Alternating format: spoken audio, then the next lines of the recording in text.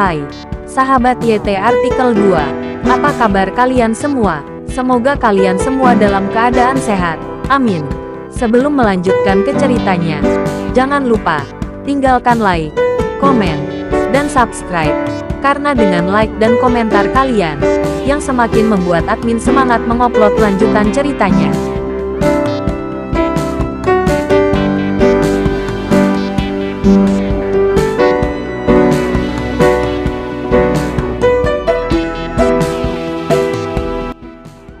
Episode 369.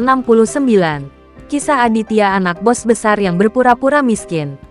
Ruben awalnya berpikir bahwa dia begitu kuat sehingga dia akan mengejutkan Aditya. Tanpa diduga, Aditya tidak hanya tidak takut padanya, tetapi juga datang menemuinya, bahkan lebih kuat darinya.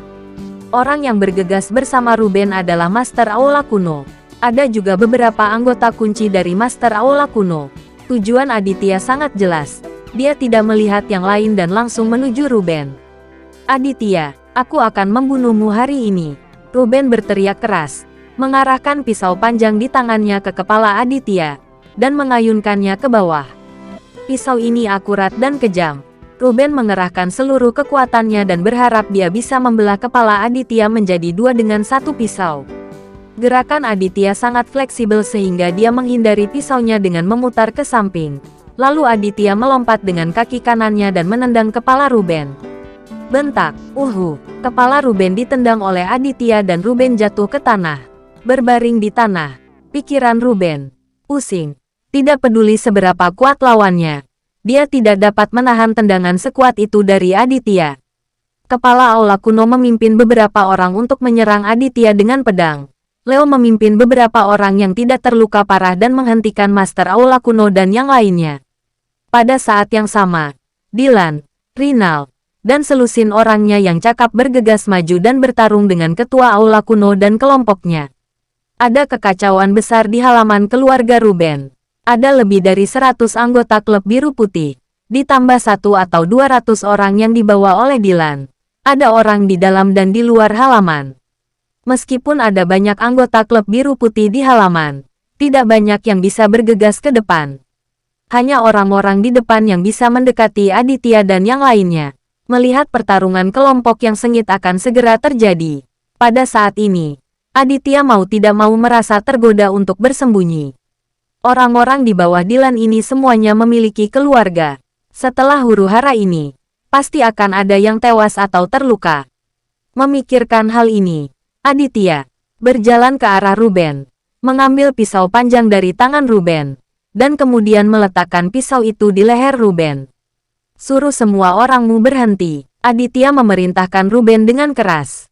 Teriakan ini sungguh luar biasa dahsyatnya. Ada niat membunuh yang kuat dalam suara itu. Kepala Ruben masih pusing. Dia hanya merasakan hawa dingin di lehernya. Dia mengangkat kepalanya dan menatap Aditya. Dia melihat mata Aditya penuh dengan niat membunuh, seolah-olah dia dirasuki oleh dewa pembunuh. "Katakan pada semua orangmu untuk berhenti. Sialan, kamu berada di wilayahku. Masih bisakah kamu melarikan diri?" Ruben menatap Aditya dengan kejam dan meraung keras. Aditya terdiam beberapa saat, dan dia dapat melihat bahwa Ruben sangat berkuasa di Toraja, dan dia terbiasa bersikap sombong. "Bagaimana dengan wilayahmu? Aku akan membunuhmu di wilayahmu hari ini," Aditya berkata, mengambil pisau panjang itu, dan menebas bahu Ruben. Aduh, bagaimana Ruben bisa menanggung ini? Bahunya langsung terpotong hingga hampir patah, dan darah mengucur. Aditya menaruh pisau di leher Ruben lagi dan berkata dengan dingin, "Jika kamu tidak memberi perintah, aku akan langsung memotong lehermu." Ruben terluka parah hingga hampir pingsan. Ada banyak darah mengalir dari bahunya dan itu menyakitkan. Dia juga melihat bahwa Aditya berkata bahwa memotong lehernya pasti mungkin dilakukan. Sialan, benar-benar kacau hari ini. Itu ditanam di wilayahnya sendiri. Ruben sedang memikirkan hal ini, dan dia hampir meledak amarahnya. "Apakah kamu benar-benar menguji kesabaranku?" Ketika Aditya melihat Ruben masih ingin melawan, dia tidak bisa menahan amarahnya. Setelah berteriak keras, dia menyeka leher Ruben dengan pisau panjang. "Ah tidak!" Ruben berteriak ketakutan. Lehernya tergores. Dia benar-benar panik saat ini. Aku akan lakukan. Aku akan perintahkan bawahanku. Tolong jangan bunuh aku. Ruben memandang Aditya dan akhirnya menyerah. Tidak apa-apa untuk tidak menjadi pengecut. Dia akan mati. Kalian semua hentikan. Ruben memerintahkan dengan keras kepada bawahannya. Perintah ini sangat efektif. Lebih dari 100 anggota klub biru dan putih semuanya berhenti. Termasuk ketua aula kuno. Faktanya, hanya sedikit anggota klub biru putih yang bersedia bekerja keras untuk Ruben. Mereka mengikuti Ruben hanya untuk mencari nafkah, dan tidak ada yang mau bekerja keras. Sekilas, Ruben memberi perintah seperti itu. Para anggota klub biru putih ini sangat senang sehingga mereka berhenti mengambil tindakan dan mundur satu demi satu. Dylan dan Leo, Rinal dan anak buahnya yang bergegas masuk ke halaman juga berhenti. Semua orang menghela nafas lega. Jika kedua belah pihak benar-benar bertarung sampai mati, itu hanya akan menjadi situasi yang buruk, dan Dylan tidak menginginkan itu. Bos Ruben, aku tidak menyangka kamu akan menjadi sia-sia. Pada saat ini, seorang pria bertopeng meringis mendengus menghina. Ruben memandang pria bertopeng yang sedang berbicara. Wajahnya panas, tapi dia tidak mengucapkan sepatah kata pun untuk membantah. Baru pada saat itulah Aditya memperhatikan orang-orang ini dengan seringai dan pria bertopeng. Dia menyadari bahwa orang-orang ini menyelamatkan Ruben di depan Hotel Jiuxing. Ku dengar dari nada bicaramu. Apakah kamu bukan bawahan Ruben?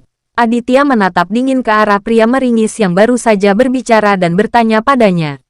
Pria berwajah muram itu mendengus dingin dan berkata kepada Aditya, "Tidak." "Lalu siapa kamu? Apakah kamu berani melepas topengmu?" Dylan memandang pria yang meringis itu dan bertanya, "Haha, kamu tidak pantas mengetahui siapa aku." Pria berwajah muram itu mencibir sebentar. Setelah mengatakan ini, dia tiba-tiba mengeluarkan benda seperti kait besi dari punggungnya dan bergegas menuju Dylan dengan gerakan yang sangat cepat. Begitu dia bergerak, pria berwajah muram lainnya mengambil tindakan. Masing-masing dari mereka memiliki kait besi di tangan mereka. Dan mereka semua menyerang Dylan. Ketika Dylan melihat pihak lain mengeluarkan kait besi aneh ini, ekspresinya tiba-tiba berubah. Karena setelah melihat senjata kait besi ini, dia memikirkan sebuah organisasi legendaris yang menakutkan. Hampir seketika, Dylan menjerit kesakitan. Dadanya terkena kait besi dan membuat luka yang dalam. Pria berwajah muram yang baru saja berbicara itulah yang berhasil melakukan serangan mendadak. Setelah orang ini berhasil, dia menamparkan kepala Dylan dengan kait besi di tangannya dari atas ke bawah. "Tuan Dylan, hati-hati!" Rinal berteriak keras, mengayunkan tongkat ayun di tangannya, dan memblokir kait besinya.